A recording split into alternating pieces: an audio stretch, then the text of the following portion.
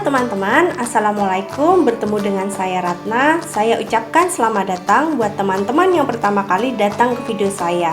Dan buat teman-teman yang sudah pernah menonton video saya ucapkan selamat bergabung kembali. Dalam video kali ini kita akan membahas tentang pengenaan pajak yang berlaku di Indonesia. Ikuti dan tonton terus video ini sampai habis ya.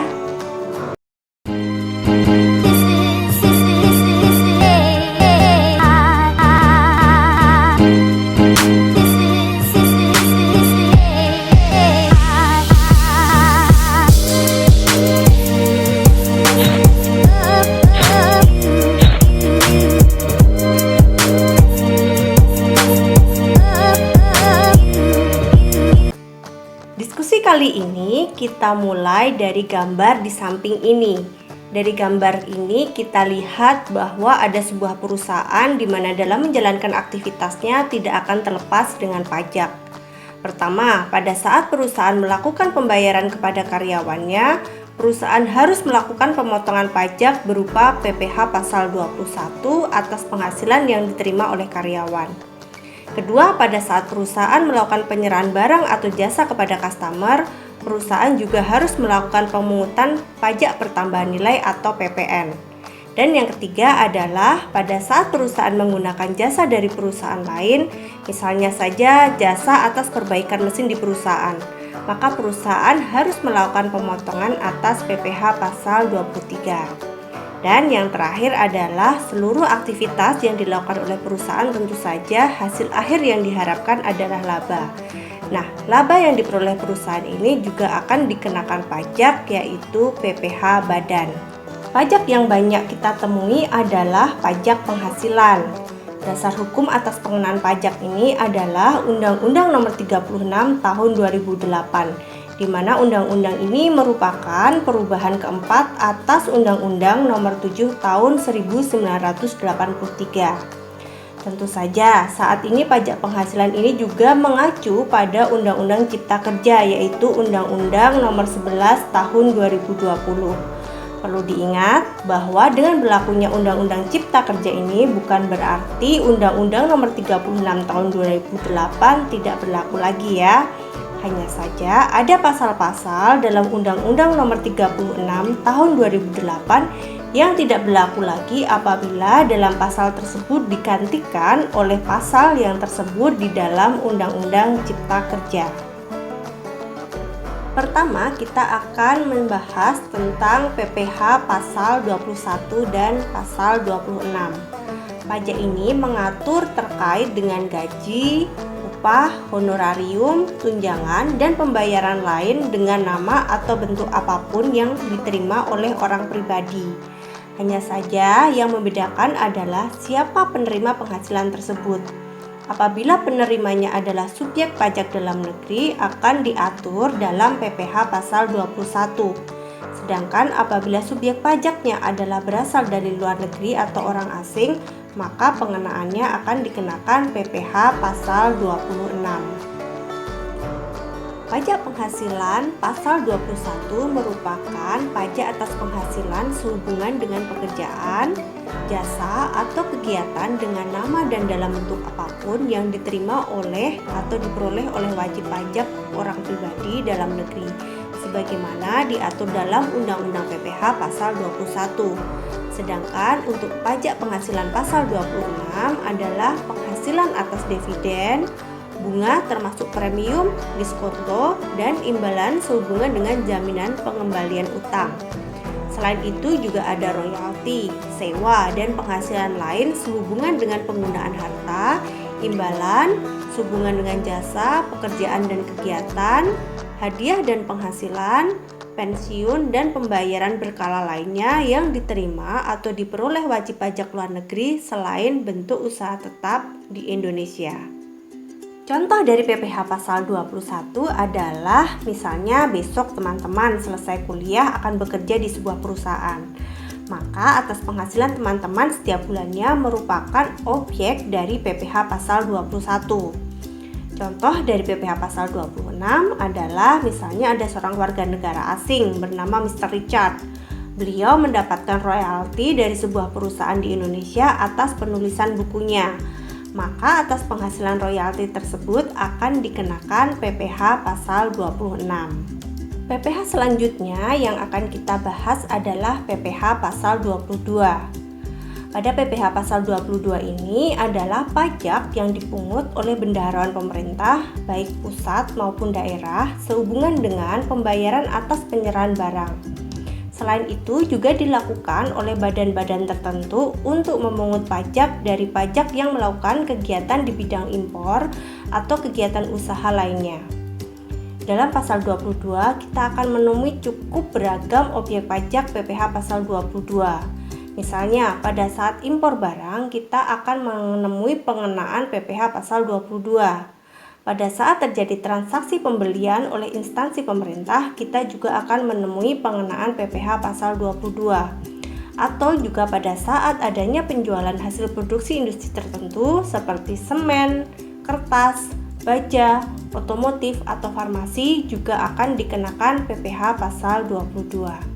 Lanjut ke PPh pasal 23. PPh pasal 23 adalah pajak penghasilan dalam tahun berjalan yang dipotong atas penghasilan yang diterima oleh wajib pajak dalam negeri dan bentuk usaha tetap yang berasal dari modal, penyerahan jasa, atau penyelenggaraan kegiatan selain yang telah dipotong PPh pasal 21. Objek dari PPh pasal 23 seperti dividen, bunga, royalti, hadiah, sewa, dan penghasilan lain sehubungan dengan penggunaan harta maupun imbalan sehubungan dengan jasa teknik, jasa manajemen, jasa konstruksi, jasa konsultan, dan jasa lainnya. Seperti yang telah dicontohkan di awal tadi, yaitu pada saat perusahaan menggunakan jasa perusahaan lain dalam melakukan perawatan mesin, maka penghasilan yang diterima atas melakukan jasa perbaikan mesin tersebut akan dikenakan PPh pasal 23. PPh pasal 24 merupakan pajak yang dibayar atau terutang di luar negeri atas penghasilan dari luar negeri yang diterima atau diperoleh wajib pajak dalam negeri yang boleh dikreditkan terhadap pajak yang terutang berdasar Undang-Undang PPh dalam tahun pajak yang sama. Jadi intinya di sini adalah pada saat wajib pajak melakukan pembayaran pajak pada negara sumber memperoleh penghasilan, maka pajak yang sudah dibayarkan tersebut dapat dikreditkan atau dapat mengurangi pajak terutang di Indonesia. Kenapa pajak yang sudah dibayar di luar negeri ini dapat dikreditkan? Tujuannya adalah untuk meringankan beban pajak ganda yang dapat terjadi atas pengenaan pajak di luar negeri dan di dalam negeri. Lanjut lagi ke PPh pasal 25. PPh pasal 25 ini adalah angsuran pajak penghasilan yang harus dibayar sendiri oleh wajib pajak untuk setiap bulan dalam tahun pajak berjalan.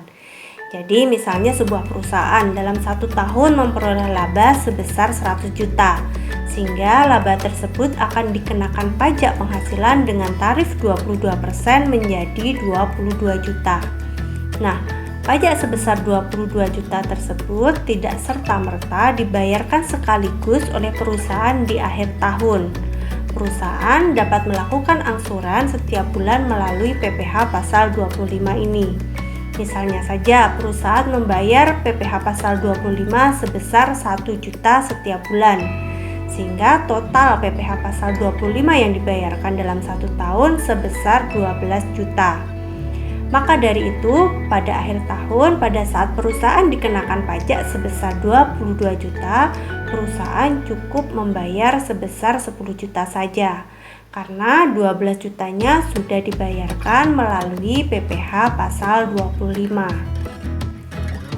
Untuk selanjutnya terkait pajak penghasilan adalah PPh pasal 4 ayat 2.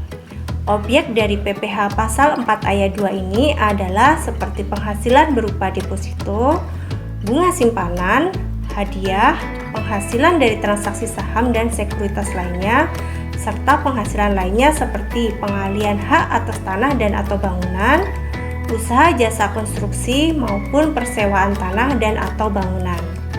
Contoh dari PPh 4 ayat 2 ini adalah misalnya saja perusahaan A menyewakan gudang ke perusahaan B atas penghasilan sewa gudang tersebut oleh perusahaan A akan dikenakan PPh pasal 4 ayat 2. Terakhir, pajak penghasilan yang akan kita bahas adalah PPh pasal 15. Dalam Undang-Undang PPh pasal 15 mengatur tentang norma perhitungan khusus untuk menghitung penghasilan neto dari wajib pajak tertentu yang tidak dapat dihitung berdasarkan ketentuan pasal 16 ayat 1 atau ayat 3 Undang-Undang PPh. Norma perhitungan khusus ini ditetapkan untuk menghindari kesukaran dalam menghitung besarnya penghasilan kena pajak bagi golongan wajib pajak tertentu seperti perusahaan pelayaran atau penerbangan internasional, perusahaan asuransi luar negeri, perusahaan pengeboran minyak, gas dan panas bumi, perusahaan dagang asing, dan perusahaan yang melakukan investasi dalam bentuk bangun guna serah. Contoh dari pengenaan pajak ini adalah misalnya saja PT A menyewakan pesawat kepada PT B sebesar 250 juta. Maka besaran sewa tersebut yaitu 250 juta akan dijadikan sebagai dasar pengenaan pajaknya. Kita beralih ke PPN dan PPNBM. Seperti yang tersebut sebelumnya bahwa pajak ini diatur dalam Undang-Undang Nomor 42 Tahun 2009 sebagai perubahan terakhir atas Undang-Undang Nomor 8 Tahun 1983. Pengenaan PPN terjadi karena adanya penyerahan barang atau jasa di daerah pabean. Barang dalam hal ini adalah barang berwujud yang menurut sifat atau hukumnya dapat berupa barang bergerak atau tidak bergerak dan barang tidak berwujud. Sedangkan jasa dalam hal ini diartikan sebagai setiap kegiatan pelayanan yang berdasarkan suatu perikatan atau perbuatan hukum yang menyebabkan suatu barang, fasilitas, kemudian atau hak tersedia untuk dipakai termasuk jasa yang dilakukan untuk menghasilkan barang karena pesanan atau permintaan dengan bahan atau petunjuk dari pesanan. Contoh dari PPN adalah misalkan saja kita membeli suatu barang di supermarket. Maka karena terjadi ada penyerahan barang tersebut dari supermarket kepada kita sebagai customer akan dikenakan adanya PPN. Untuk PPNBM sendiri adalah pengenaan pajak karena adanya penyerahan barang kena pajak yang tergolong mewah oleh produsen atau atas impor barang kena pajak yang tergolong mewah. Sehingga selain dikenakan PPN, barang mewah ini juga akan dikenakan PPNBM. Ciri dari barang yang tergolong mewah ini adalah barang yang bukan kebutuhan pokok, barang yang dikonsumsi oleh masyarakat tertentu, barang yang umumnya dikonsumsi oleh masyarakat dengan penghasilan tinggi, dan barang ini biasanya dikonsumsi untuk menunjukkan status. Terakhir, pembahasan dalam video ini adalah pajak daerah dan retribusi daerah. Pajak ini diatur dalam Undang-Undang Nomor 28 Tahun 2009. Pajak daerah adalah kontribusi wajib kepada daerah terutang oleh orang pribadi atau badan yang bersifat memaksa berdasarkan undang-undang dengan tidak mendapatkan imbalan secara langsung dan digunakan untuk keperluan daerah bagi sebesar-besarnya kemakmuran rakyat. Pajak daerah ini ada yang dipungut oleh pemerintah provinsi dan ada pula yang dipungut oleh pemerintah kabupaten atau kota. Contoh dari pajak daerah adalah pajak kendaraan bermotor, bea balik nama kendaraan bermotor, pajak rokok, pajak hotel, pajak restoran, pajak reklame, dan masih banyak lagi. Baik teman-teman, demikian video dari saya kali ini. Kesimpulan yang dapat diperoleh dari diskusi kali ini adalah kita harus sudah mengenal terlebih dahulu tentang pajak-pajak yang berlaku di Indonesia. Harapannya pada saat teman-teman mempelajari masing-masing pasal lebih dalam, teman-teman sudah mengetahuinya secara umum. Terima kasih telah menyimak video ini. Sampai bertemu lagi di video selanjutnya dengan materi pembahasan yang lain. Assalamualaikum.